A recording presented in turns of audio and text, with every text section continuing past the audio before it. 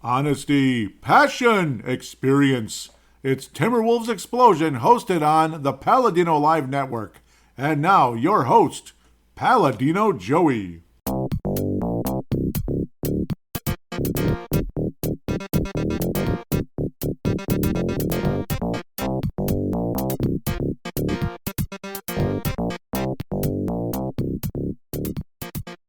Hello again, Timberwolves fans. Are you ready for the explosion of Timberwolves basketball? I am your host, Paladino Joey, or Joey Owygen. Timberwolves Explosion is available on all of your favorite podcasting apps, including Spotify, which is the feature presentation, you can say. But yeah, the requirements to get that thing off the ground are a little astronomical, but we'll see, hopefully. So if you do want to download and listen to the show on Spotify, great. If not, there's plenty of other apps you can use. So, yeah. Anyway, it's been a long time since the last Timberwolves Explosion because there wasn't a whole lot of news after the news. You know, after the free agency session and all that, things definitely quieted down, and that's fine. Obviously, again, you had the Ant extension and all that, which is a great thing. And we have a basketball season upon us coming up. Once again, as things did move quicker than some of us may have thought, summer just evaporated before our eyes like it always does. The 2023-2024 season preview is here.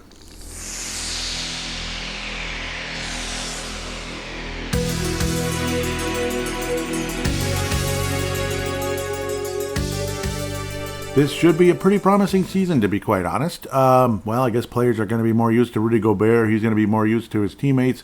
He's also going to be a year older. Am I a huge fan of Rudy Gobert and how things went last year? No. And you could probably hear that on the previous episodes and all that. But hopefully they can get the chemistry together and make the most of a trade that probably is going to put the Wolves on the short end of the straw, the short end of the whatever the heck, whatever it is, the short end of something.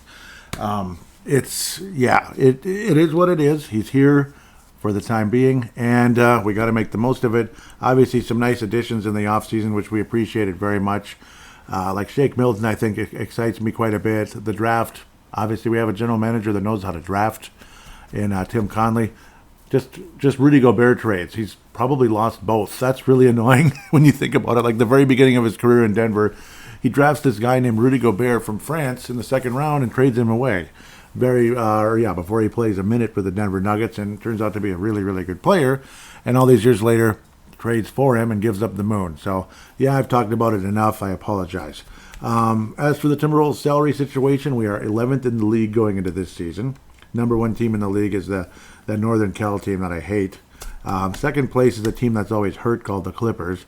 And the future a team that acquired a really good player and has a really good chance of winning a championship this year. The Milwaukee Bucks are third. The Milwaukee Bucks, $200 billion. No, $190 million really is their salary. Almost 191. That team that plays in Northern Cal, 210.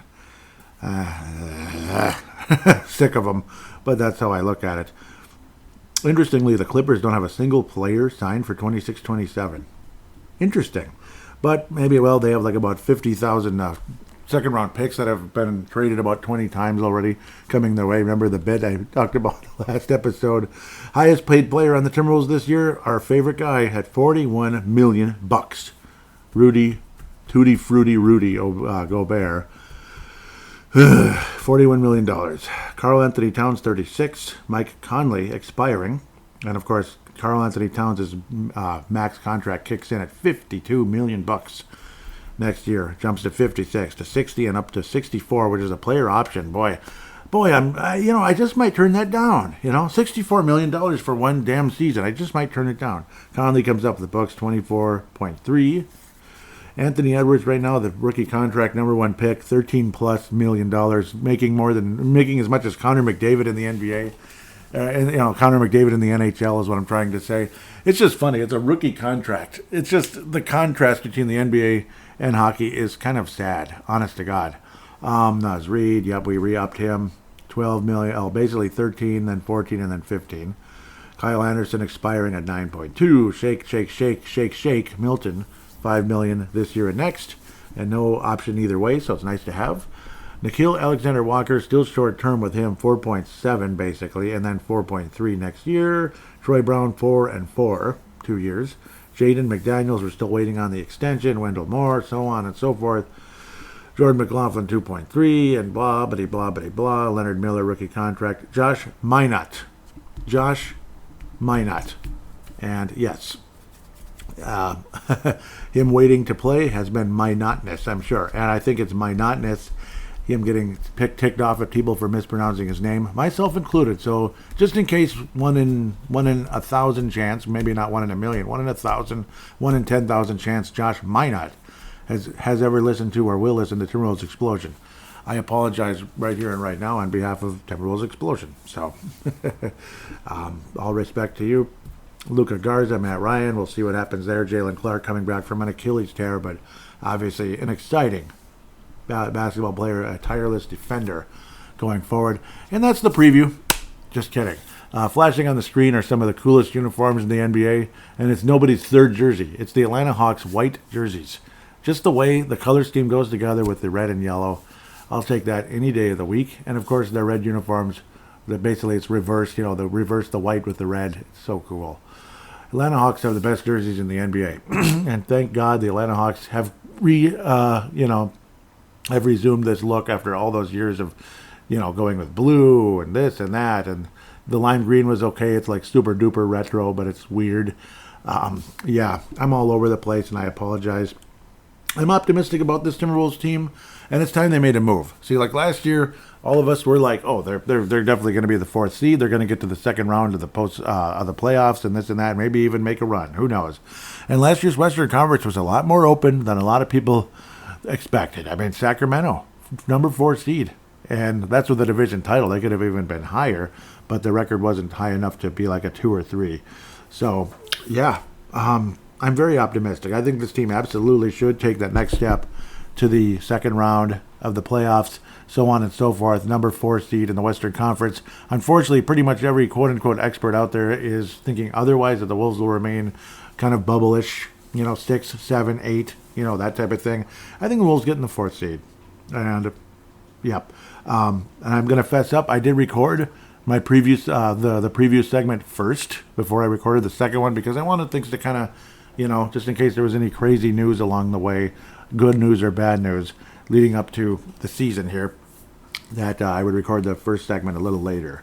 Unfortunately, I don't think there's a whole lot of fan interaction, but at least it's a pillar of the Timberwolves Explosion community that you'll be hearing from. So no doubt about that. The overall construction of the team, I think, is better than it was. Obviously, D'Angelo Russell is a talented player, but with Mike Conley at the point guard, I just see this team run better. It's just, unfortunately, obviously his age. He's 36 years of age. He's kind of a shell of what he once was. But when you can get the Mike Conley that was before, he starts becoming a sharpshooter again, this and that, and he's able to kind of move around a little better than some other days. It's so much fun to watch, and he still is capable of being a hell of a player. It's just obviously limited to what he used to be. It's limited now at age 36 compared to what Mike Conley used to be. There's a reason why he's making $24 million a year, because he was a hell of a player when he signed that contract. So it's like, it is what it is there. Will he go off into the sunset in the offseason? Hard to say. But having Mike Conley at the point guard position makes you feel like $1 million. So we'll continue with the point guard position right here and now. Shake Milton and Nickeil Alexander-Walker can play the position. I kind of see them more as a shooting guard, but Shake will probably play a bit of both. Jordan McLaughlin is kind of the primary backup, but I don't know. I kind of see Shake Milton. I mean, obviously, he's definitely a better player. It's just that McLaughlin is specifically a point guard. Very disappointing season last year. I thought he was gone. He ends up coming back anyway, so $2.3 million. At least it's a nice paycheck for him. In NBA terms, it's chump change, but for, any human being, $2.3 million is still a hell of a lot of money. Again, he was very disappointing last year, him being Jordan McLaughlin. I wouldn't doubt he was probably named after Michael Jordan, but with the first name, because you can't have a Jordan, because the 96 Bulls were dominating NBA basketball when he was born.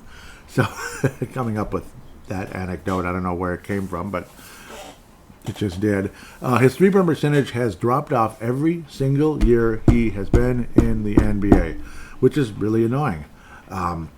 His rookie year, you could tell him being Jordan, I keep saying him being, but yeah, Jordan McLaughlin's rookie year, he shot almost 50% from the floor and 40% from downtown. Okay, 38, but still damn good. The next year, three-point percentage dropped to 36, so it's still pretty respectable. And then this third year, less than 32%, and last year less than 31. It's like, what the heck is happening? He's just missing shots, and the decision-making wasn't all that great. He doesn't really turn the ball over, though, but it was higher than previous years. His minutes have remained right around, 15 to 19 minutes a game.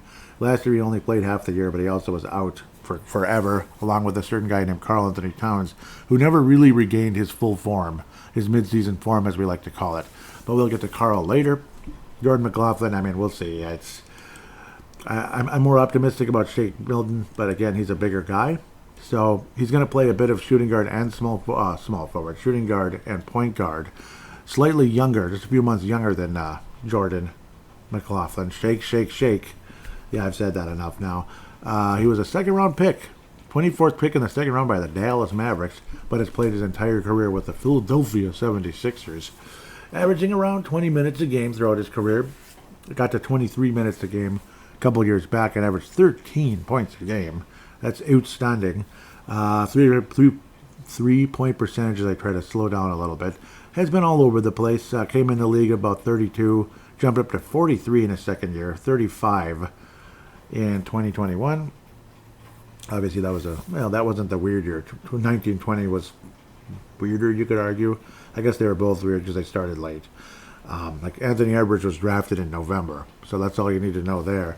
Big drop off the next year, the fourth year, 32.3%. But last year, even though he came out of the rotation, the playoffs, I'm not sure why, 38% from downtown and 8.4 a game, 76 games at 20 minutes a game. He also averaged 3 assists. So obviously, again, a playmaker, capable type of guy who can shoot the basketball. Really like what Shake Milton does bring. Probably more of an offensive player than a defensive player. But I've been wrong before. McLaughlin is capable of being a good defensive player and a pain in the butt. But last year was just an overall nasty year. But those are probably your primary point guards. I got to think Nickeil Alexander-Walker can certainly play the position. They even have had Anthony Edwards bring the ball up a few times. Obviously when there was like 9 people out and this and that, it was kind of ridiculous. So there it is. Conley, McLaughlin, Milton, Nickeil Alexander-Walker. Milton and Alexander-Walker are interchangeable shooting guard type guys. So on, so forth, blah, blah, blah. The shooting guard position is, well, there you go, the best player on the team, in my opinion. The franchise guy, Anthony Edwards, who looks absolutely spectacular. Made a Jordan-esque type of a fadeaway type of move in the preseason. And it's just, you can see kind of more and more coming to his game. He's going to keep getting better and better and better. Last year averaged almost 25 points a game. Obviously, Karl Anthony Towns was out, but it seemed like Anthony Edwards didn't lose anything. Like last year with the Minnesota Wild, Kirill Kaprizov was injured, and then Matt Boldy went from a guy who had like 10 goals to 30 in like a month. It was insane. He had like 20 goals in March, right? Kirill Kaprizov comes back, and Matt Boldy just stopped scoring again. It was ridiculous. As talented as Boldy is, he's a young guy, but it's like that's the whole thing. A young guy who could potentially be your second, third best player on the team, even your best player, blah, blah, blah, in Anthony Edwards' case. But then when the other star comes back, it's like everything kind of drops off, and it's like, oh, okay, I'll go back in the corner now.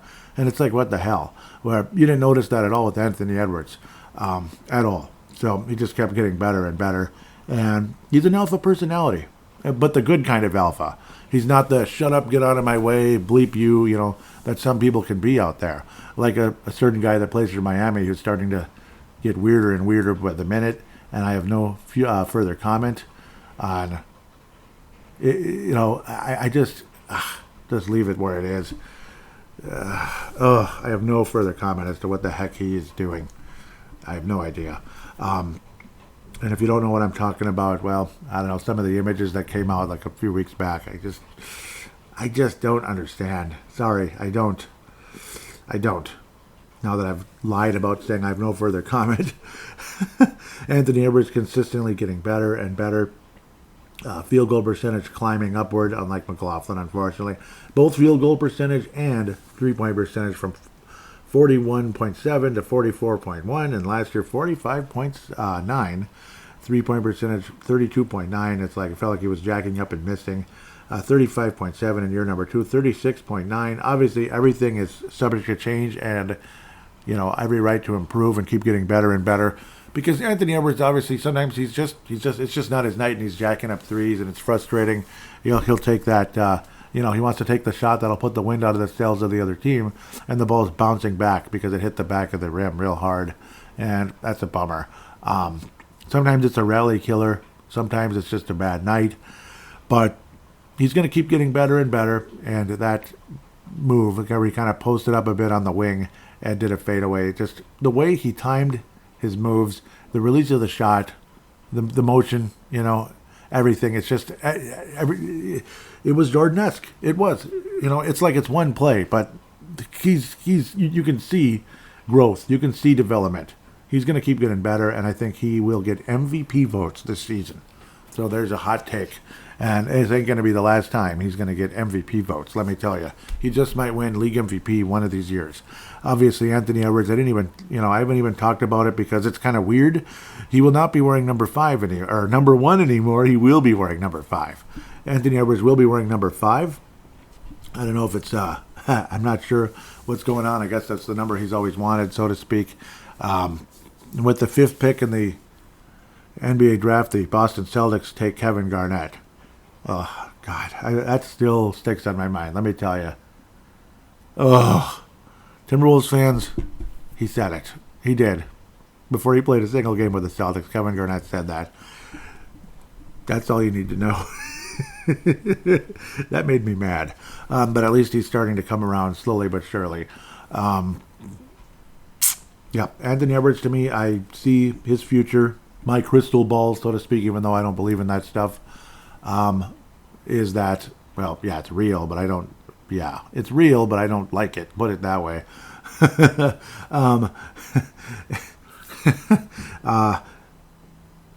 Anthony Edwards is going to be the best player in Timberwolves history, eventually. Not today, not tomorrow, but soon and for the rest of your life. And for the rest of your life, he is looking at you, Anthony. Yeah, so really looking forward to what's going to happen. I think he has that one extra component that other players on this team just didn't have. I just think it's there. That ultimate go-to guy who can back it up. The ultimate go-to guy, which Garnett was not. He was not a go-to guy. You want to argue with me? Go ahead. He wasn't a go-to guy. Sometimes he was, but not on a normal basis, not on a regular basis. Game 7 against the Sacramento Kings, all the credit in the world. That was a Kirby Puckett-like performance, so to speak. But then he followed up with against a much tougher team with the Lakers. Just wasn't as good. Sorry. He just wasn't. Bottom line, wasn't. Especially right after he got the MVP trophy. That was disappointing. Nickeil Alexander-Walker, also known as NAW, N-A-W. A really nice defender, long, lengthy guy, 6'5", 200, from Toronto, Ontario, Canada. He was a first-round pick, 17th overall by the Brooklyn Nets in 2019. He was also projected to come to the Timberwolves that season, but the Wolves, obviously, that was where the Wolves had different plans that year, making trades and such in that draft. And I remember thinking, oh, yeah, he's not a good player anyway. It's a good thing the Wolves didn't wind up with him. Yeah, I'm glad we did wind up with him. I'm glad we didn't spend a first-round pick necessarily, but I'm glad we have Nickeil Alexander-Walker. What a nice player. What a nice player. I didn't realize what a good defender he was. And I don't know, he just has a nice overall game. The shooting percentage for his career is under 40, which is crazy. But last year, it definitely jumped up, especially with the Jazz. With the Wolves, it dropped back off to 38.5. But with the Jazz, he was about 50% last year. That's awesome. Unfortunately, just been kind of in and out of lineups, though, of course, kind of fighting to get in the rotation. But I think with Minnesota, Mr. NAW is going to have, I think he's going to have a nice career here, and I'm glad the Wolves are keeping him around. 36% from the floor with the Wolves, 40% with Utah. So kind of a little bit of a loss there for Utah, giving up a pretty nice player who played really well for them last year. But they're obviously going in a different direction, and well, good for them. You know, they got rid of a very large salary and got a very nice young center. We'll leave that where it is. We will. But really like what Nickeil Alexander-Walker can do, and he's a capable playmaker. Would I want him starting at point guard? No. But obviously there's something there. Shake Milton, obviously they're going to be fighting for minutes a bit. Shake Milton is going to be like the 8th or 9th guy in the rotation, but he's certainly going to be a factor and going to be a heck of a player. I already talked about Shake Milton, of course, but he'll be playing a bit of shooting guard, a bit of point guard. And then you have guys like Wendell Moore Jr. It's like, poor guy. He can play point guard. He can play shooting guard. He's going to really have to earn his minutes. And obviously he's a very, very capable defender. His shooting was not good in college until his senior year, and then it jumped up.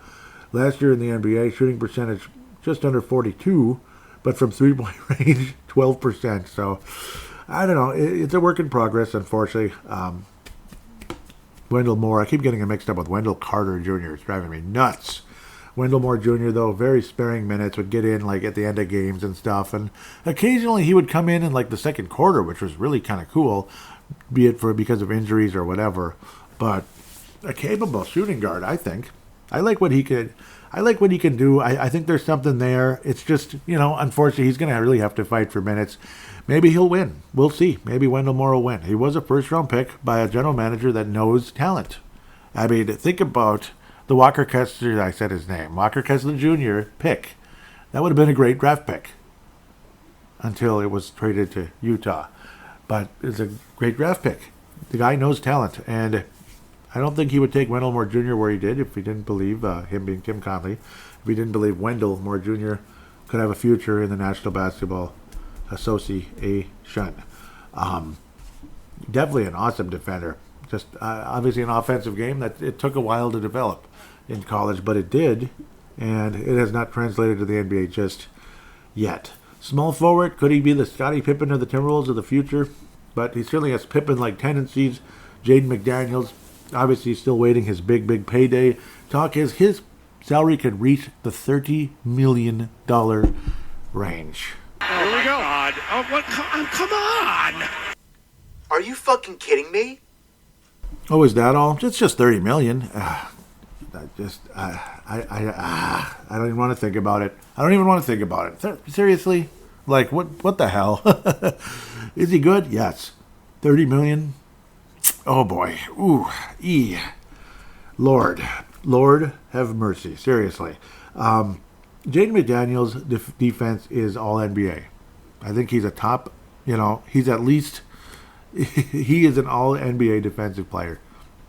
Obviously, he's got the length, the positioning, the timing, all of that good stuff, the hands, the quickness, squaring up, all that, getting the feet in the right place, hands in the right place. And he could shoot almost 40% from downtown last year, 52% from the floor, basically, rounding up, 12 points a game. It took, he had kind of a slow start. I remember, it seems like he's a slow starter. Like, even his first few games, it's like slow starter, but it's like, you could just see the potential. It was oozing. He definitely had a slow start to his junior year, sophomore year in the NBA. But then kept getting better. And then last year you could really see something. The junior year, you could call it. And then he got stupid and broke his hand, and that sucked. I mean, we need you, man. We need you. We could have really used his help. Odds are we wouldn't have beaten the Denver Nuggets anyway because they were holding the Larry O'Brien trophy at the end. But still, what a valuable player that we lost going into the playoffs. It was devastating. Just like the Minnesota Wild lost Joel Eriksson-Ek, a extremely valuable center who was probably the best defender on the team. And a guy who was like 70 points. In hockey, 70 points is pretty good. But it's just, that's kind of my comparison between the two things. And it's ironic how Joel Eriksson-Ek broke his ankle right before the playoffs. Jaden McDaniels breaks his hand right before the playoffs. Naz Reid breaks his hand right before oh my God, it's just the most rotten luck ever. Again, would we have beaten the Nuggets? I doubt it. Would the Wild have beaten the Dallas Stars? Maybe. Probably not, but maybe. Just because they stink in the playoffs, damn it. The Wild. Check out Brave the Wild. The season preview is already out because hockey starts a little earlier. Brave the Wild. But back to Jaden McDaniels or Joel Eriksson-Ek or Joel Eriksson-Ek or whatever you want to call him. You want him on this team his whole career. He's that kind of guy. He's going to be a household name in the NBA if he isn't yet. He isn't for NBA fans. For Minnesota Timberwolves fans, I'd say he's a household name, absolutely. For Minnesota sports fans, he's getting there. NBA, though, I think he's going to be a household name for NBA fans, like Jaden McDaniels. One of those, he's that guy. He's that really good player on the Minnesota Timberwolves that can defend better than anybody. And he's an ever-capable scorer as well. He's not going to dominate, but he's going to have some nice games. Jaden McDaniels. He uses his length coming out of Federal Way, Washington. Obviously has a temper. That was the conversation coming in the draft, and supposedly that's why he dropped off a bit. But then, a phenomenal draft pick by a certain former general manager after taking Anthony Edwards. It's just unbelievable that those two guys were taken in the same draft. And when you consider how far apart they were in the draft, it's just funny. The Timberwolves took Wayne Ellington with the 28th pick. Valuable guy, but very limited. He could shoot a little bit. He's a decent shooter, but he couldn't do really anything else. And that's usually what you get in the late first round if the player ends up, being contributing in the NBA. They're more of a specialist. But 28th pick, you might have a guy who's like your Scottie Pippen. You're not counting on him to hit the big shot at the end of the game or blah, blah, blah, or, score. It's not just a big shot. Like, whoever shoots the ball, you hope they make it, that kind of thing. You don't want to force a play to a player, and oftentimes it doesn't work out well, which is annoying. But he's not the guy who's going to score 10 straight points in the fourth quarter during a crucial run to take your team to round 2 or whatever the heck it is, or just knock down the first place Phoenix Suns or whatever the heck, that type of thing. He might not be that guy, but he's pretty close, and obviously his overall value brings him up in a big way. Kyle Anderson can play small forward, point forward. Anthony Edwards can play that position. Wendell Moore.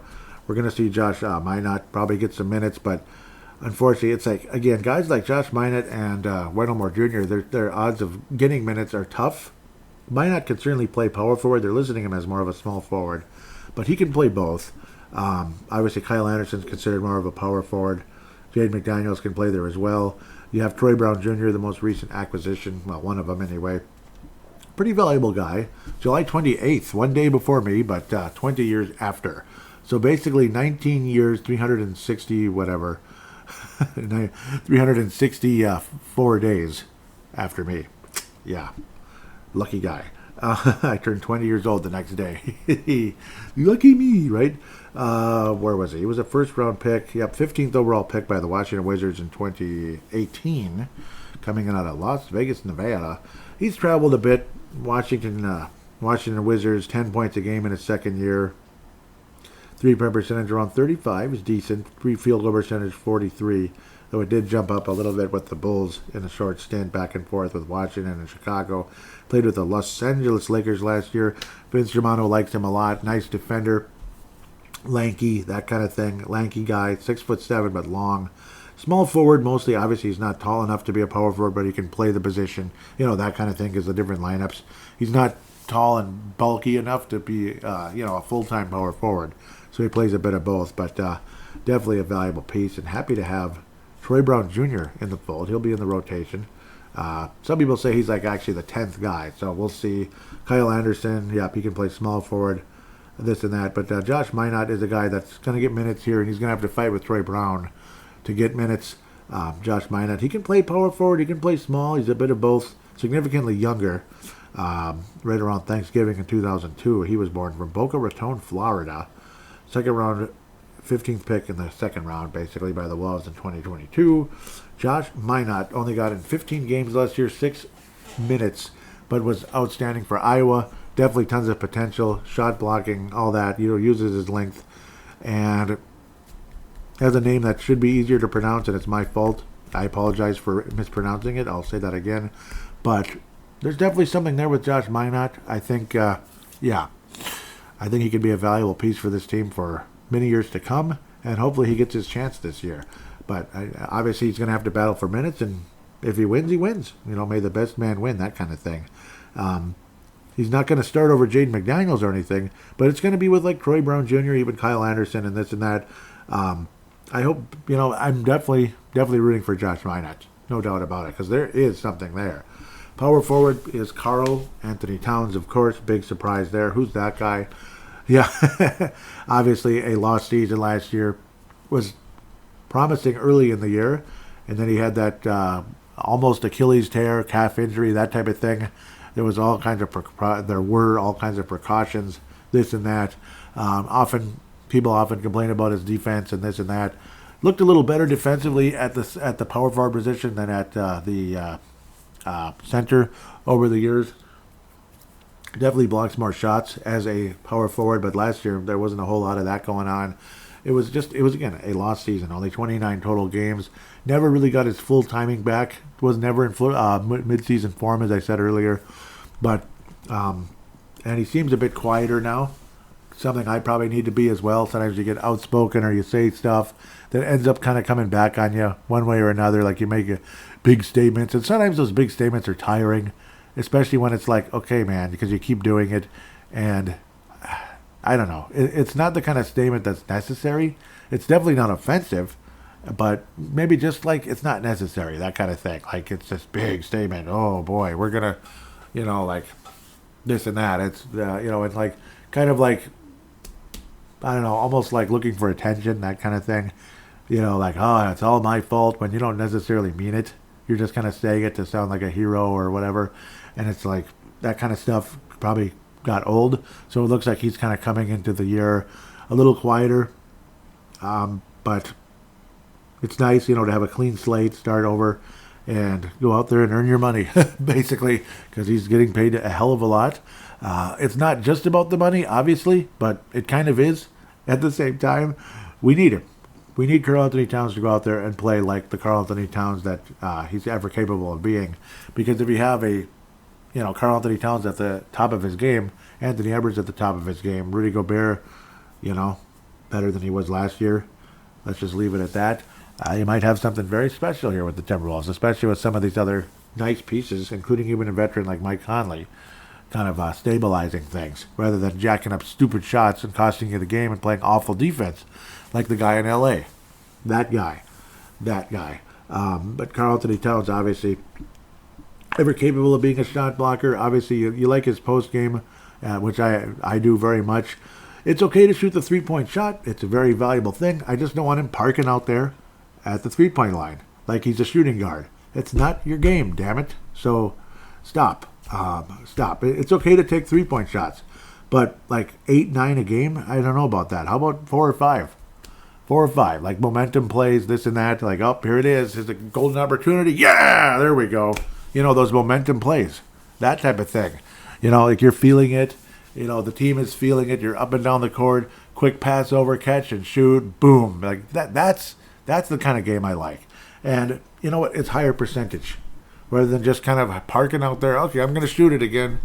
And I don't know, kind of like you're just like hanging out at the gym and just throwing up shots. It's just, no, man. That's what gets frustrating. Obviously, you're playing the game. You're getting paid. It's serious, this and that. But at the same time, it's just, don't get too comfortable at the three-point line. That's my number one complaint, to be quite honest. And I think a lot of that other part of the game will come. Karl Anthony Towns will continue to be a valuable piece. Can he get better overall? Well, he's 20. He's going to turn 28 already, isn't he? Holy schmucks. He's going to turn 28 years of age. So I'm not so sure. I can't believe that. Karl Anthony Towns is going to be 28, isn't he? I just can't believe it. But he was drafted in 2015. That's getting to be a while back. And, to think that Flip died right before Karl started playing. That was really sad. Really sad. But I don't want to bring things down too much right now, even though I remember and love and appreciate Flip Saunders forever. So, but that's the thing. You don't want him just hanging out too much at the three-point line. Play down low a bit. It's okay to drive to the rim. Obviously, that's a huge thing. Be careful about the offensive fouls, the complaining, and this and that. So, obviously, again, Karl basically just needs to kind of calm down a bit, but focus. Play more of a mean game without being too crazy, that type of thing. Far be it for me to say that, but at the same time, that's what needs to happen. Just it's time to take that next step of maturity. And Karl Anthony Towns could be an All-NBA player. If it's third team, that still counts. Because I'm not counting on him being first team All-NBA. That might be Anthony Edwards territory someday, but we'll see. Kyle Anderson, one of the most valuable guys on the team. Obviously, he's one of those glue guys. Other than when he's pure pissed off and wanting to kill Rudy Gobert after Rudy Gobert took a shot at him. Don't blame the anger and the frustration, but at the same time, be careful. An awesome playmaker.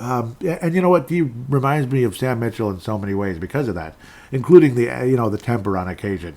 Because Sam Mitchell wanted to kill Kevin Willis after Kevin Willis kept elbowing him in the face in the playoff game many years ago when the Wolves were, getting beat badly by the Houston Rockets. It was like Kevin Willis just wouldn't stop taking pot shots at on the whatever the heck you call it, just throwing his elbow into Sam Mitchell's head, which is ridiculous. It's like unacceptable. And then Mitchell lost it and wanted to kill him, basically. And I could see this guy here, Kyle Anderson, being the same way. He definitely has a temper. You can even see it in his face in his profile picture. It's just, you can see it.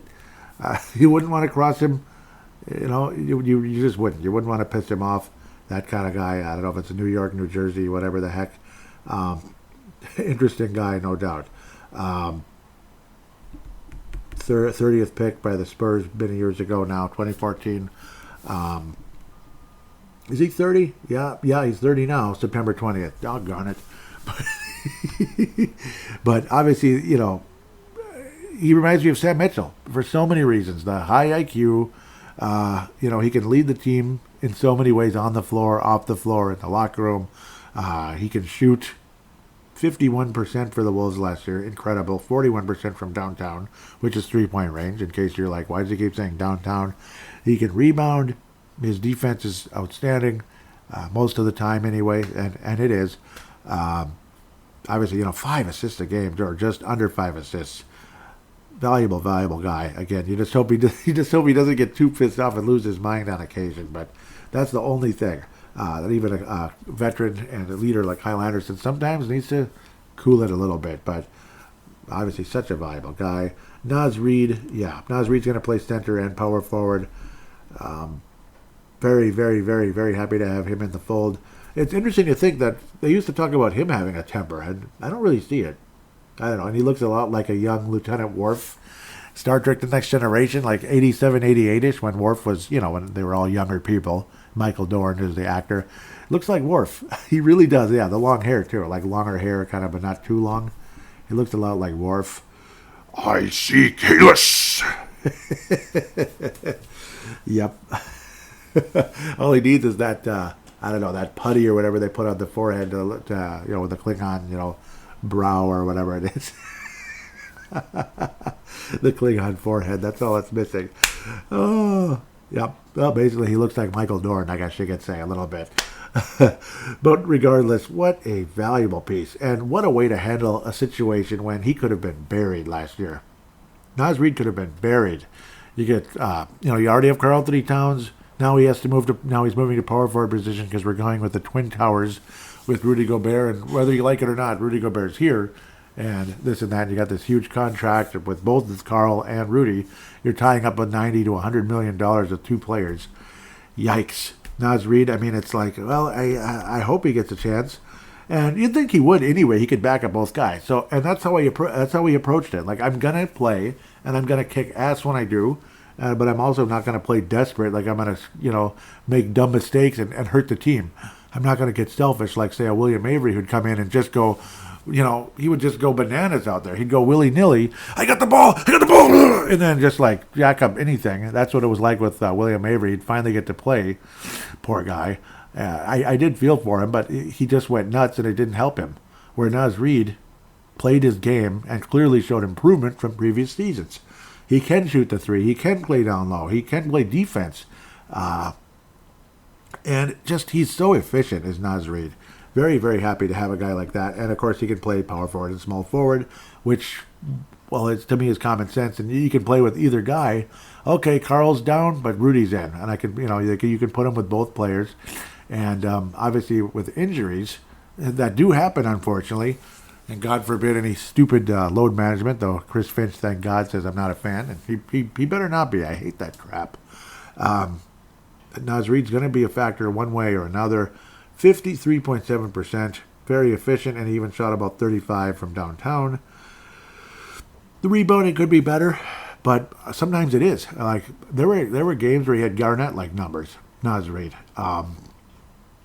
He had Garnett-like numbers at times, and it was beautiful to watch. Like 10 rebounds, 22 points, even blocked a shot or so here and there. He's not the best defender in the world, but a capable defender. It's not like he's garbage. So definitely not known for the defense. That's not his top attribute. Definitely an offensive player who could go out for 30.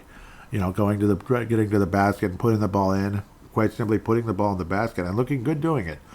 Naz Reid's value is incredible, and he's a good guy too. So Luka Garza's the other guy that might see some minutes at power forward and center, this and that. We'll have to wait and see what happens. Obviously, we're going to wrap up with Rudy Gobert here in a second. But yeah, Luka Garza's an outstanding minor league player, but even had a couple of really good NBA games. He had a 25-point game against Utah last year in just 23 minutes. Of course, I believe everybody was out in that game, but it was an absolute blowout by the Wolves for some reason. Was everybody out? Yeah, Naz Reid started at center. Josh Minot, 12 minutes. Yeah, 12 points, 11 rebounds, 2 blocks. Yeah, see? So you give him minutes, he's going to do something. And Garza, of course, can go off as well. But getting off of that. And on to Rudy Gobert, who, of course, is a massive X factor going into the year. Carl can play center as well. Like, say you move Reid to power forward and whatever, or just Reid center and Carl stays at power forward. Interchangeable, it doesn't really matter all that much. It kind of depends on the matchup in the situation, of course. So Rudy Gobert is the top rebounder on the team. He is known as the main defender and all that. He is now 31 as of June 26th. 27th pick in the first round. I thought he was second, but it was a late first round pick for Rudy Gobert and Tim Conley in 2013, who again traded him to Denver. Drafted by Denver, traded him to Utah that summer before he played a single game with the Denver Nuggets. Didn't do a whole lot his first couple of years and kept getting better, blah, blah, blah, blah, blah. Became one of the best defenders in the league, one of the better rebounders in the league. He was known as the Stifle Tower, averaging 2.5 blocks a game. Showed some weird immaturity at times, this and that. I'm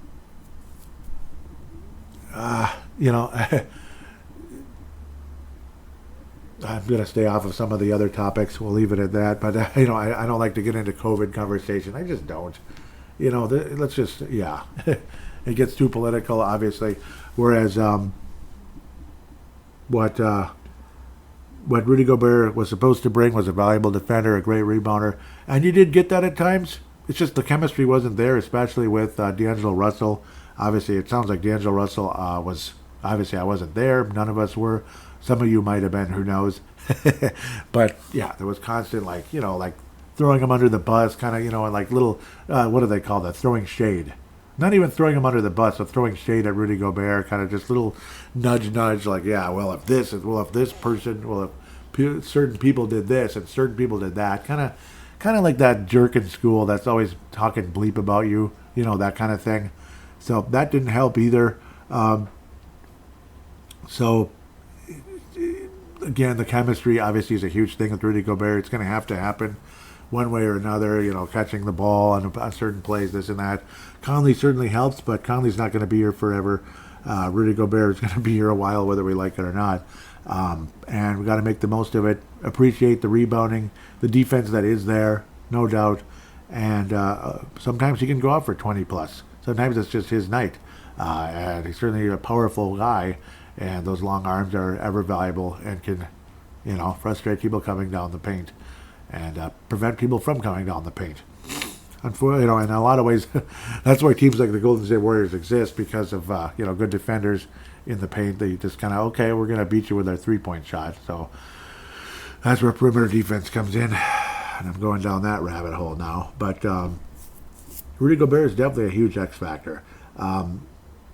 The pressure's on, so to speak, but the point is, probably don't put too much pressure on the guy. I think there was a lot of pressure on him last year. The good news is his team got eliminated right away in the what was it called, like World Cup or whatever. So that's a good thing. I'm sure he wasn't happy about it, but well, he got to rest more in the summer rather than beat himself up and potentially be liable to get hurt, that type of thing. Came into last year, basically he wasn't fresh last year. He was still he was already tired, kind of used up a bit, and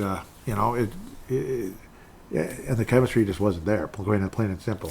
Where this year with a clean slate like Karl Anthony Towns, hopefully the chemistry will be better, and with Karl and Rudy potentially both coming in a lot better than last year, so to speak. Obviously, Karl was fine last year until the injury, but and then after that ruined the year for him. And then when he came back, he wasn't the same, blah, blah, blah. But both players coming under the clean slate one way or another. This could end up being a 50-plus win season, and I think it should be. I think it absolutely should be. This team needs to win over 50 games this year, and I think they absolutely should. Knock on wood, barring injuries, this and that. But obviously guys get hurt and they miss time, but nothing super serious that ruins the whole year, that type of thing. Especially in the NBA where injuries seem to be prolonged a bit more than in other sports. That's a fact, no matter how you look at it. No matter how you look at it, that's a fact.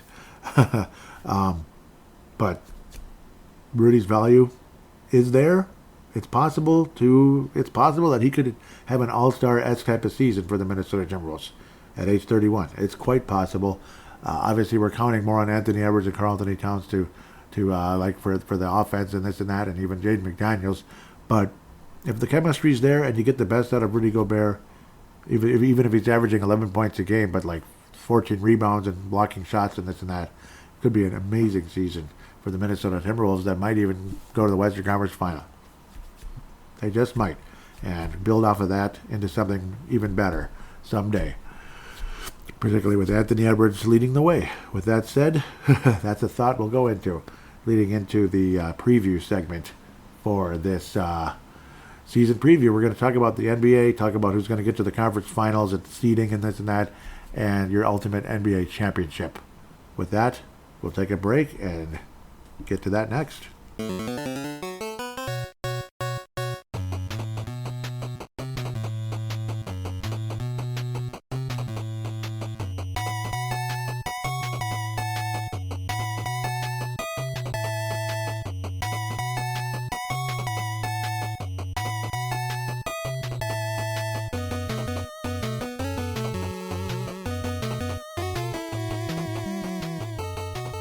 And we are back here on Timberwolves Explosion, segment number 2. Time to preview the NBA's season. Pick up some, figure out who's going to win the championship, all that good stuff. Get to the conference finals. Maybe some teams that may have some success or be a disappointment for the most part. So, yeah, here we are. Another NBA season upon us. Some more excitement. James Harden still with Philadelphia. Obviously, not long before the show got started, that Damian Lillard is now a member of the Milwaukee Bucks. A very interesting trade, to say the least. Might as well bring up the parameters of that trade right here and right now. As, of course, the Milwaukee Bucks receive one player, and that's all they need. Damian Lillard, of course, from the Blazers. The Trailblazers is a 3-team trade. The Trailblazers will receive DeAndre Ayton from the Suns, of course. Toumani Camara from the Suns. Drew Holiday from the Bucks. A 2029 first-round pick via the Bucks. 2 first-round pick swaps with the Bucks in 28 and 30. The Phoenix Suns receive Grayson Allen, Keon Johnson, Nasir Little, and Yusuf Nurkic. A lot of people actually think that Yusuf Nurkic is a pretty nice addition. Nasir Little is decent. Keon Johnson from the Blazers, and Grayson Allen from the Bucks. Very generous, no doubt about that. So that's obviously a potential season trading, changing type of a move. Definitely has a lot of people intrigued and excited and all of that, particularly in the city of Milwaukee, I'm sure, where they are a championship contender. Not that they weren't already from the get-go, but now they absolutely are. Ultimately, then, Drew Holiday winds up with the other green team in the Eastern Conference.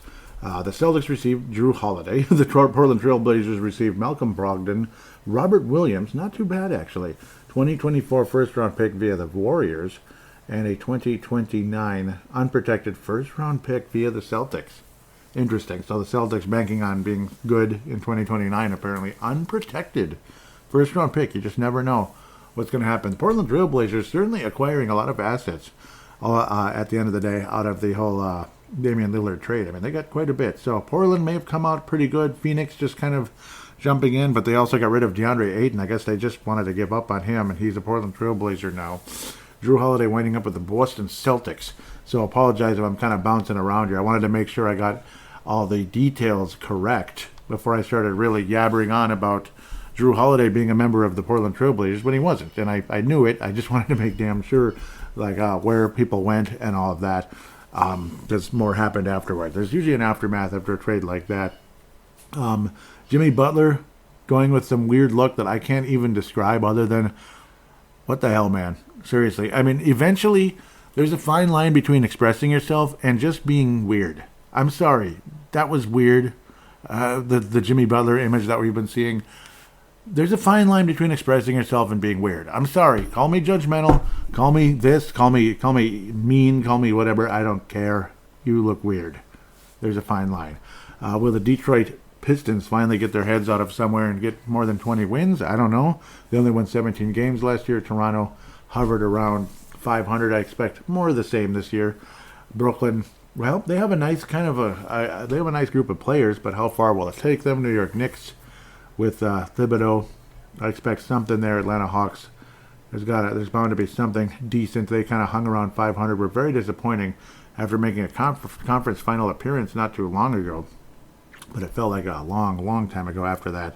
A weird lineup with DeJounte Murray and Trae Young in the backcourt. Those rarely work. When you have two talented guards in the backcourt, point guard level heights, it just doesn't usually work too well.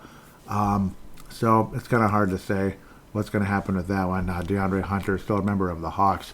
So they made a trade along the way. I believe I talked about that during the draft as well. So we'll see. Yep, Sadiq Bey, who is a former Detroit Piston, is now a small forward with the Hawks. Pretty, actually, nice additions.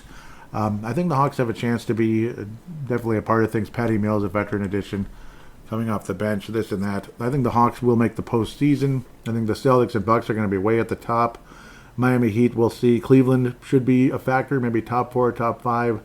The Bulls should make it. I don't know. It's kind of tough to say. Who misses? That's the thing. I don't think the Bulls miss. All right. I'm beginning to think the Bulls probably know. They probably won't make it. You never know. Like a team like Miami might not make it. That's where Damian Lillard wanted to wind up, and it just simply didn't happen. He wound up with the Bucks, and we almost forgot about the whole trade demands and all that from Damian Lillard from the Blazers. So then it's like all of a sudden there it is. Like at the end of September, it's like, oh, that's right. I forgot about that. Or beginning of October, right before training camp, basically. Damian Lillard's a member of the Milwaukee Bucks. It's good to have him out of the Western Conference, but that's the Milwaukee Bucks, man. So there's definitely something there. Middleton, was it Bobby Portis? Of course, guys like Giannis. I mean, there's just no doubt about the talent there. Giannis and Damian Lillard alone, just those two. But with Chris Middleton in the mix as well, pretty dangerous, pretty formidable franchise that could win the NBA title this year. In fact, don't be surprised if they do. Hint, hint, nudge, nudge. Boston has to prove something. They have a nice lineup. They have Porzingis now. They have Drew Holiday to go along with Tatum, who's been fantastic. They still have the veteran Horford, Jason Tatum, Jaylen Brown.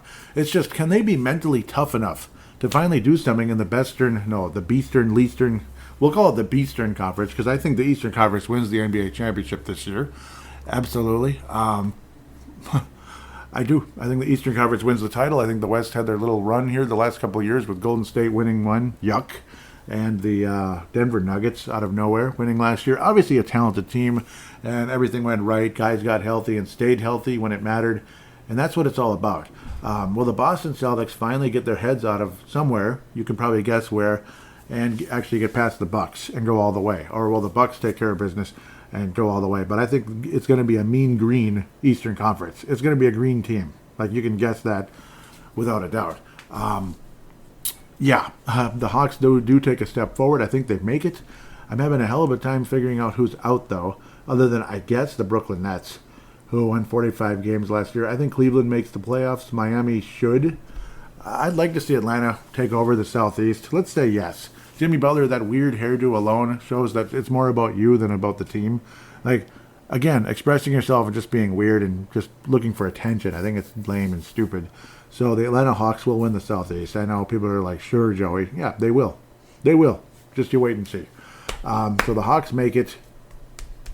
I say the Heat missed the playoffs. Yeah, the Miami Heat go from a team that was a factor to missing the playoffs. I think Brooklyn is actually going to be better. And the Heat actually did have a very weak record. Heck, they finished with the 8th seed, despite the fact they won the Southeast. They went to the finals last year, an amazing run. Not going to happen this year. The Heat are out. Everyone else actually returns.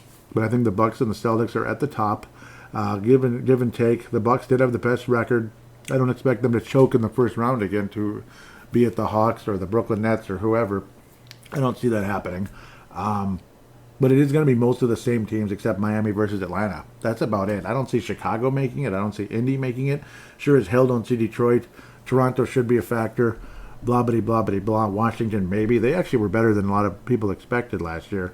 But, yes, and of course you had your cute, obviously it's not the same. You have your playing thing with the 9 and 10. So the Bulls will probably be there. The Bulls, teams like the Bulls, Toronto, maybe even the Miami Heat will be in that. Pacers might be hanging around. That's the story there, in my opinion. Sometimes I forget about that whole 10 team deal where you have that play-in tournament, so to speak. It's kind of like the NCAA tournament in a way. But yeah, that's where the Bulls would factor in, like a 9th or 10th type of team with the Miami Heat. That's going to be my guess. The Miami Heat will be trying, but they're not going to make it beyond the bubble. They're going to be knocked out, which is what you could call it, the bubble. Eastern Conference Finals is going to be the Bucks and the Boston Celtics. The Bucks and the Boston Celtics. The Celtics will make a playoff run, and the Milwaukee Bucks will make a playoff run. They will not choke in the first round this time. And we're going to see Damian Lillard in the NBA Finals. The Milwaukee Bucks will win the Eastern Conference, which you can kind of guess what's going to happen there. Let's go to the West very briefly here. Well, not briefly, but we'll go to the West. Sacramento won the division last year. And you know what? Who's stopping them from doing the same? The Phoenix Suns don't have the same roster, but then again, maybe it doesn't necessarily mean a bad thing. Chris Paul was back to not staying healthy again. Their point guard is, and the Bradley Beal addition could be a really nice addition now. He could be a huge factor with Devin Booker. Could be a really nice backcourt. And you had the gritty Grayson Allen to join the fray and all that. Saban Lee is an interesting name, I suppose. Damian Lee, Josh Okogie. You kind of have a mess of players at the small forward position with Okogie, Caterbay's job. Even Eric Golden, who's still a factor. Hard to believe, man. He's ancient. Yasser Little, I got to think he's going to get the small forward position. This thing is a huge mess, what I'm looking at right now. Other than, of course, there's one guy that might actually win the starting forward position. That'd be Kevin Durant. As I like to look at this lineup and make jokes here, talking about Nasir Little versus Kevin Durant or Josh Okogie. No, obviously you still have Kevin Durant. So it is a star-studded lineup and all that. But Kevin Durant will play the power forward position much more than the small. But you could see Nasir Little, Josh Okogie kind of being a factor at the small forward position. Kevin Durant will play power, of course. Yusuf Nurkic can be a wonderful playmaker, so to speak. Drew Eubanks, big, tall bull at the center position. Even Durant gets minutes there once in a blue moon. It's funny to imagine Josh Okogie ever touching the power forward position with his lack of height, and the fact that he did sometimes with the Wolves in our tiny lineups.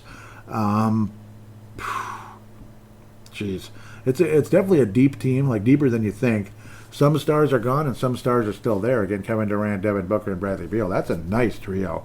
Nurkic. So I think the Phoenix Suns are going to probably win the division, I think. DeAndre Ayton, just a huge disappointment, unfortunately. The first round pick they ever had, the Phoenix Suns, first overall pick, and he was kind of disappointing. Where the Wolves, believe it or not, have had two. Where we actually won the lottery twice. Hard to believe, considering our lottery luck was so terrible for so long. Then we get Karl Anthony Towns and Anthony Edwards, and no, trading for Andrew Wiggins does not count.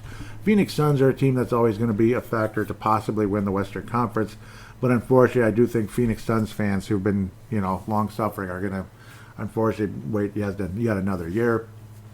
Denver Nuggets should be a huge factor. Sacramento is going to stay good. They should have won 50 games last year, but they lost their last 3 games, which is disappointing. It's a wonderful, wonderful team. Sacramento Kings, they were really fun to watch. Unfortunately, there's not huge star power there, but there's some. Kevin Huerter is a factor. Obviously, Harrison Barnes has really hung on and been has become a nice player. Domantas Sabonis has been absolutely great. Obviously, playmaker. He can hit shots, and he's power forward center. He can play down low as well. And Darren Fox obviously has some wonderful moments, but will he wind up getting traded at some point in the season as well? Really, get his complain his way out of Sacramento. I hope not, because I like the Kings. I'd like to see them make a Western Conference run. I think that'd be great. It's unfortunate how they didn't get as far as a lot of us would have liked to have seen last year. Despite winning the Pacific, they wound up with the 5th seed in the West. So that's just kind of how it goes. At least there's a more honest approach. Your number 1 seed only had 53 wins last year, yet we're the one team that everybody kind of was like, they're not doing anything. They're the weakest 1 seed ever. They end up winning the championship. And that was, of course, the Denver Nuggets. Everybody knows. Memphis Grizzlies, it's hard to say what's going to happen when you have a maniac as your franchise player. I said it. Yeah, he's a maniac. An egomaniac and just a general maniac. Bane is a tough son of a gun. Obviously, he can drive people crazy. Derrick Rose, veteran addition, definitely help. Jaren Jackson is awesome when healthy. Steven Adams also awesome when healthy. Big, powerful guy at the center position who can drive people nuts. One of the few, as they call them, Kiwis from New Zealand. That's, of course, where Tanae and Levi Wilson-Brown hail from. Love those guys so much. In Australia, they call them Kiwis. I'm not sure how much they like being called that, but I didn't sense any offense taken necessarily from Tanae and Levi when Vince Germano would make that statement to call them Kiwis. It's just a fun thing, I suppose. John Morant, obviously, I'm not sure what to say about him. I think he's nuts, but at least they have Marcus Smart, who was the Celtics' starting point guard for a considerable amount of time, a powerful guy. And John Morant, I don't know, might be locked in a nut house by the end of might end up in a nut house by the time his career is over in like 2 or 3 years, sadly, when you consider what type of a track he was on just a couple of years ago. But he just started to get, first of all, he was always super cocky, and then he got nuts. He just got insane and all of that. So God bless him. Hope the best for John Morant. Clippers are always a threat because of the likes of Mr., if he can stay healthy again, Kawhi Leonard, Mr. If he can stay healthy, Paul George. It's one of those crazy teams that's always been, it seems like they've always been cursed with, teams that just, they have a strong regular season. There's high hopes coming in. They have these glitzy players and all that, and then nothing happens because of injuries, especially come postseason.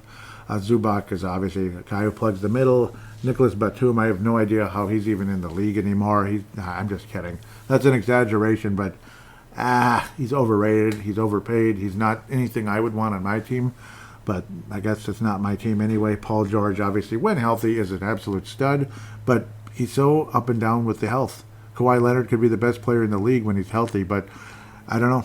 Maybe again, it does look like he may have lost his fastball a bit, as they say. Russell Westbrook has definitely lost his fastball, though occasionally he can still come out and have great games. He made the Lakers worse when he was there. With the Clippers, at first they were worse, and then they got better. They became more of a threat and were kind of a bubble type of team.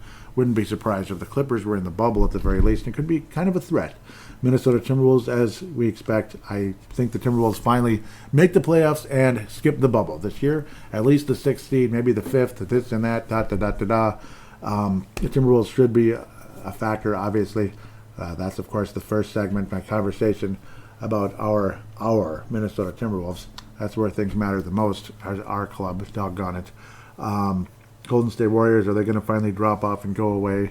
Does the addition of Chris Paul make them a threat? I don't know, whatever. Whatever.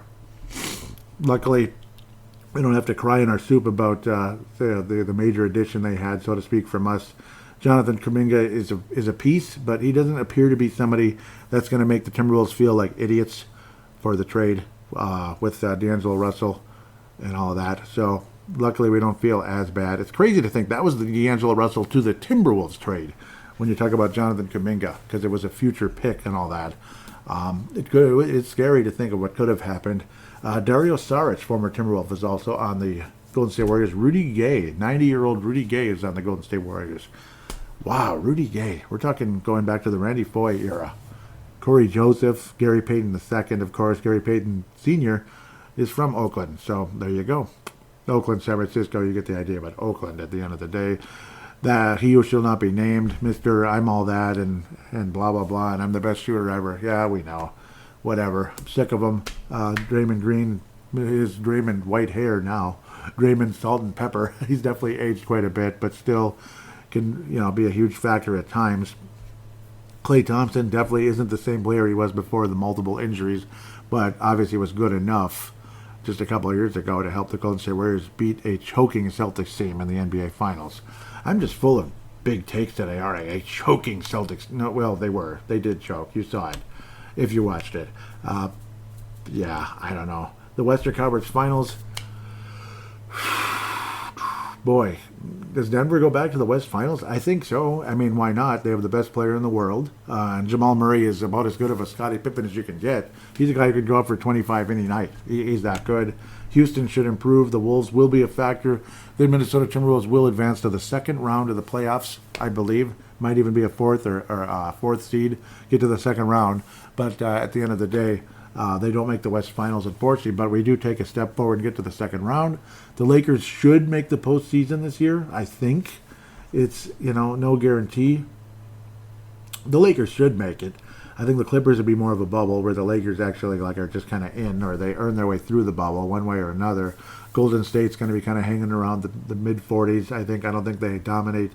To me, the best team in the West is the team that should be the best team in the West if they stay healthy like everybody else in the NBA. And they, they don't need to take 19 games off, for a hangnail, and that would be the Phoenix Suns. The Phoenix Suns should win the Phoenix Suns should not only get to the conference final, but actually win the Western Conference. Maybe Denver does, but I think Kevin Durant returns to the NBA Finals and loses to the Bucks, unfortunately. I think the Phoenix Suns lose to the Bucks. You get a rematch, and it's the same result. The Milwaukee Bucks end up winning the NBA title again, and Phoenix fans have to wait again.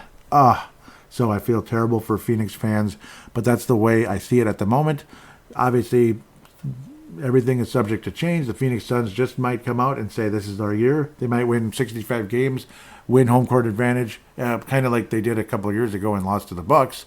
But digressing back where we need to be, literally finish the job. They finished the job this time, and they beat a really good Milwaukee Bucks team. But I think right now the Milwaukee Bucks are and should be the favorites to win the NBA title this year. So there it is. I'm actually picking the Bucks to win an NBA championship. I think it's the first time I've ever done that on the show. I believe I've had them in the finals again, but losing to the Suns or losing in the conference finals to the Celtics. But this year, I think the Bucks actually break through and win the entire enchilada. They're second in 4 years, and congratulations to Milwaukee Bucks in advance if they actually are able to pull it off. But I do think it's a rematch of the 2021 NBA Finals. Milwaukee Bucks defeat the Phoenix Suns in probably 6 again at the end of the day, which could potentially mean it would be in Phoenix, depending on who has more wins. But I think the Bucks probably will have more wins at the end of the day. I think they'll have the best record in the NBA and win it all. That's kind of how I see it. The Celtics, I'll believe it when I see it. I mean, beautiful lineup, beautiful roster, awesome players at the top, awesome players all the way down to the bottom, decent coaching, this and that. I mean, obviously it's a franchise with such wonderful history. We all know that. But they've been chokers despite their immense talent, and it's extremely frustrating. They had one unexpected playoff run in 2020, which was a lot of fun, but then they got slaughtered. And that was against the Miami Heat, if I remember correctly, who lost to the Lakers in 2020. Whereas now they're as hungry as ever. They got all the way to the finals a few years back and ended up blowing it, unfortunately. So, unfortunately to the stupid Warriors in 22. So we'll see. Maybe the Celtics are the team, but I think it could be I think the two most likely teams to win the title are the Bucks, the Celtics, then the Suns, and then fourth is the Denver Nuggets repeating for an NBA championship. With that said, we'll take a quick break and return for fan interaction.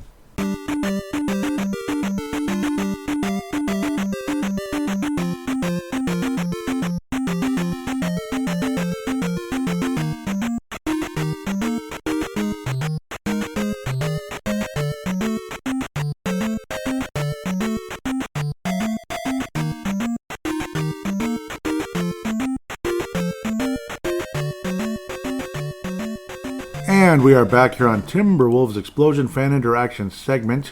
Unfortunately, I think it's pretty small, but might as well just hop to it and hope for the best going forward. At TWolvesEX, at TWolvesEX. Tanae Brown coming in out of New Zealand. Always appreciate you. You are awesome. You really are. He says, quietly optimistic about the season. I think we could be as high as there you go, top 4 seed if we stay healthy. I agree.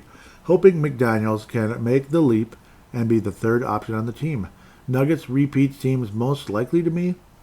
Deep team with great top talent. I think it's possible, yeah. I think it's possible Denver can win the title. I'm definitely on the Bucks, but there's a very good chance I'm going to be wrong. I mean, how many times have I been wrong? Almost every year. So picking the Celtics in 2008, yeah, that was, before I did podcasting, if I remember correctly. Actually, I started halfway through the year, but it was Paladinolive. There I go, making it about me, though, so it's just dumb. I apologize. You might be right. They are the team to beat one way or another, no matter how you look at it. They are the team to beat. They have the best player on the planet in Nikola Jokic, and, of course, Jamal Murray has taken that step. He's taken that step to becoming a phenomenal shooting guard, and the Wolves sure could have used him years ago, couldn't we? Oh, boy. Ooh, we sure could use his help. But, oh, well, at least we got a phenomenal shooting guard as well. We just don't have Jokic. But maybe Rudy and Carl can help provide some of that Jokic-esque talent together. I don't know. Somehow, some way, by the grace of God. Please do follow at TWolvesEX, at TWolvesEX. It will be in the show description. Again, I wish this would load. I got signed into a different account. I'm on the video game flashback. Yeah, I mean, since I'm here since I have it going at the second video game flashback, do check that out. I review retro video games. So if you like retro video games like Nintendo, Super Nintendo, Sega Genesis type, check it out. It's a lot of fun. Sega Master System, blah blah blah. Spotify, it's always nice. I really appreciate those of you that listen on Spotify, but it's certainly not required. Since I'm messing around here, I might as well look at the demographics a bit. United States 60%, Australia 11%, United Kingdom 11%. So hello England, nice to hear from you. India, hello India, and a bunch of different parts of this country apparently. Very interesting. So hello India, thank you so much for listening. Whether you're like American soldiers or whatever the heck might be traveling around the world, or actual people from India. I mean, it could be quite possible. Germany, Canada, New Zealand, Auckland and Canterbury. Thank you guys so much. Obviously New Zealand, you got Tanae and Levi Brown. Oh, unbelievable people. Vinrock Vince Germano coming in out of Australia. Reese Pedretti, of course. Wayne Hunt. Yep, so Victoria is definitely the emperor when it comes to the Victoria is definitely the strong leader. So hello Victoria, Australia. Yeah, love you guys so much. I mean, New South Wales, Queensland, Western Australia, Tasmania, the Tasmanian devil, right? Just kidding. Apple Podcast #1, Amazon Alexa, interesting, and iHeartRadio coming in third with the different apps. Spotify's way down there, 4%. That's funny, and I don't believe this, that it's all male. And if it is, that's fine. Obviously, the age is incorrect. There's people older than 44 listening, and there's people younger than 35. So some of this stuff is nonsense. I think it's just, Spotify only. So only guys like Spotify, I guess? I don't know. Okay, so it's Spotify only when it comes to the gender, age, and blah, blah, blah. Not that gender and age matter that much. I mean, if you listen to the show, God bless you. You could be 10, you could be 100, But just want to thank all of you for listening and acknowledge you. Nobody from outside of Earth is listening, at least according to this. But I'm just teasing. But yeah, it's funny how they show that because, someday we're going to have people living on Mars and stuff. Sure we are. We'll cross the bridge when we get there, I guess. South Korea a little bit. Awesome. Interesting. Very cool. Hope to... Yep, say hello sometime. Facebook, Twitter, something. Say hello sometime. Would really appreciate that. Since moving to Spotify for podcasters, Draft and Free Agency is the most listened to show so far since moving last year. I think it was in March, if I remember correctly. No, yeah, well, like early April, Marchish. Yeah, the end of March was the end of a short tenure with the Basketball Podcasting Network. Not because there was any type of fight or anything. They just ceased operations with that and wanted to focus on the Hockey Podcast Network, which is where Brave the Wild is now. So, and has been since November last year. So, it's just how it is. They wanted to focus on the Hockey Podcast Network, and that's fine. The only network that this is on right now is the Paladinolive network, which is me. So that's what I call it. A way you could really help the show is, I didn't realize just how much it helps. But 5-star ratings on Apple Podcasts and other apps out there can help bring the show up with the whole algorithm thing. It's like it really does make a difference, and it's really necessary. So if you're out there listening and you haven't done that, and you do like the show and want to help, please do. It'd be so greatly appreciated. You're also more than welcome to call into the show via audio submission. What you do is you pull out your smart device, open up any voice recorder you might have. It could be Apple, it could be Android, it could be who knows. It could be on your laptop, whatever, your laptop, your desktop. And just basically create an audio file. Like, hey Joey, love the Timberwolves. What the heck is up with Karl Anthony Towns? Well, Kyle Anderson needs to settle down, blah, blah, blah. Yeah, 5 minutes, 3 minutes, 2 minutes, 10 minutes, whatever. I doubt anybody's going to do 10, but maybe you have a lot to say. Just kind of throwing that out there. But, your voice can be on the show.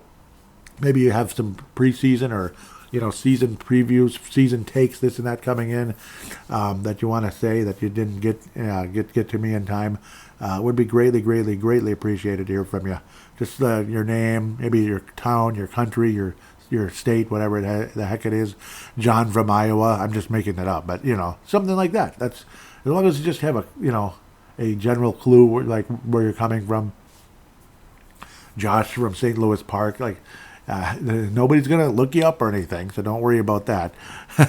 Not gonna flood you with emails or anything stupid either. So it'd be great to hear from you. What you do is, though, when you have the file, you then email it to paladinolive@yahoo.com. paladinolive@yahoo.com. I will then convert it into an MP3 file thanks to, what's it called? A cloud converter. So that's what it's called now. I use that now instead of Zamzar lately. It's very efficient. Would love to hear from you. And again, you will not be bombarded with emails at all. So just want you to know that ahead of time, just in case that might be scaring people away. So that you have nothing to worry about. With that said, thank you so much for listening. Should be a promising year for the Timberwolves, the best in many years. At least it better be, for doggone sake. With that said, take care, and we'll talk to you soon about regular season basketball. Final thing, obviously, we're not going to get consistent, Friday shows coming out until after the fall cleanup work is done, which obviously hasn't started yet. It's only mid-October, early to mid-October right now. So I'm still just regularly cutting lawns. So the second job is still in full form until around Thanksgiving-ish. Usually Black Friday is when Timberwolves Explosion starts becoming a regular Friday show again. So that's just something I need to mention before anything else.